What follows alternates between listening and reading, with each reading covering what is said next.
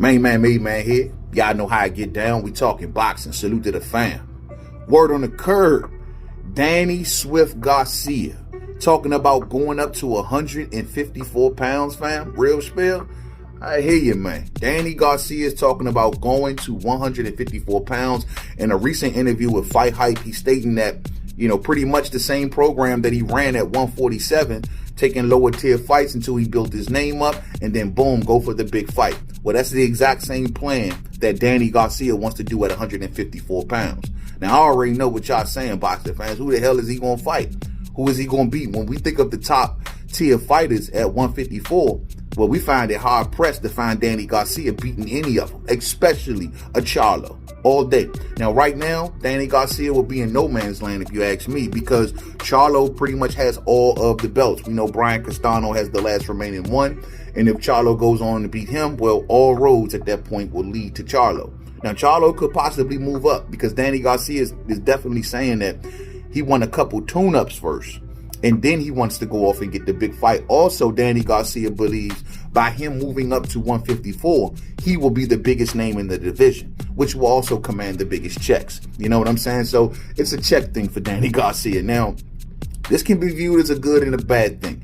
I'll say the good. The good first is that it's good to see a fighter moving up. Any fighter that wants to challenge themselves and move up in weight, I'm always all for it if they feel confident enough to do it, especially if they've outgrown the specific weight class that they're fighting in. Now, I'm not sure if Danny's truly outgrown the class, but at the end of the day, he feels as though going to 54 is the best move for him. And on top of that, it will be a new challenge. Now, love it or hate it, Danny Garcia has already been world champion at 147. But at the end, and if he can go up to do the same thing at 154, well, that'll be a major legacy achievement for Danny Garcia. And it's like I said before, it's always good to see a fighter moving up. I mean, Sean Porter, Errol Spence, Keith Thurman, none of them dudes ain't moved up in years. I got Danny Garcia going to his third weight class. You know what I mean? So at the end of the day, it's always a challenge to move up. So if a fighter wants to move up and challenge themselves, I see it as a good thing in some cases. You know what I'm saying? In most cases. Now, the bad. The bad is the fact that Danny Garcia possibly will leave the class of 147 without facing one of his biggest rivals, and that is Terence Crawford. These two are 1-1 in the amateurs. They got history that go all the way back. They've been rivals. They got stuff out here they've been saying to one another throughout the years, and we never got a fight. So, unfortunately, it's Danny Garcia hasn't so much as even mentioned Terence Crawford's name. I mean, to say I'm just going to pack my bags and just go up and wait without even saying, hey, maybe I can try to maybe get this fight with Terence Crawford, and if we can make something happen, then we can do it. I mean, last I checked, Danny got offered $3 million from Terence Crawford's side, right? Well, in today's fighting times, especially with Danny's at in his career right now, well, I wouldn't think that's the worst payday in the world.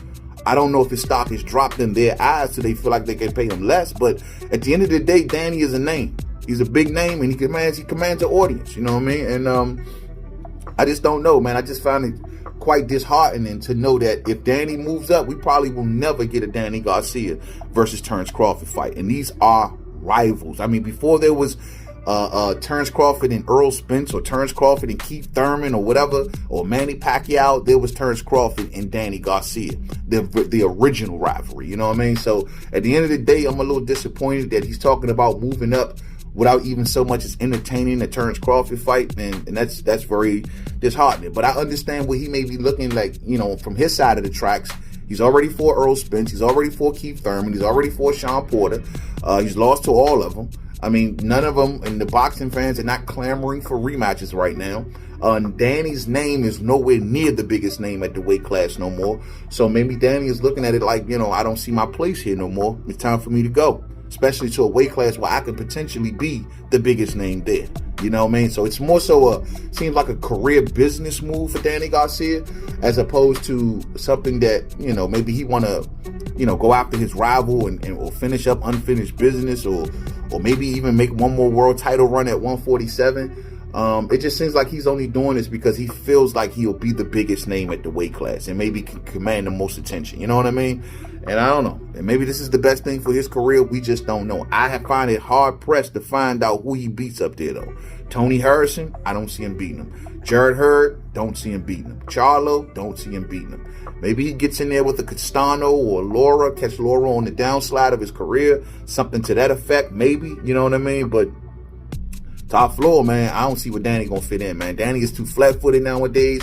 He doesn't let his hands go nearly enough no more. He gets caught in the headlights like a deer in the headlights now. And I don't know. And I don't even know what his power is going to do at 154 pounds neither. Because though he's steamrolled the Paulie Malignaggi's of the world, whenever he fought an elite fighter, well, that power was just, well, fighters knew how to take that power away from him, should I say. The thing is, Danny shines against guys who will stand right there in front of him, or guys who will allow Danny to get that power off. But whenever there's a skillful enough fighter that takes that power away from him with movement and staying away from his power shots, well, Danny gets caught. He gets flat-footed and he doesn't know what to do. He starts to overthink. And when he starts to overthink, rounds get to passing by.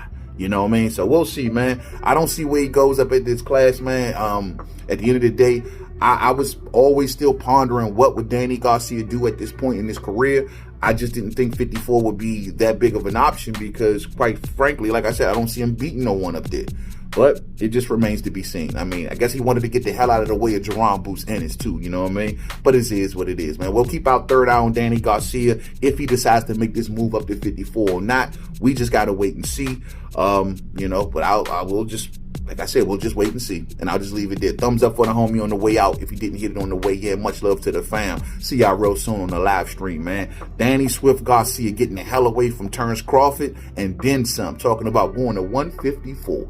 Put it in the comment section, fam. Let me know where I'm going wrong, if I'm going wrong. Don't forget to rock them bells. And if y'all really feel like Danny Garcia will be a force at 154, who do you think he beat? Riddle me that. To the next video. Much love. Peace out.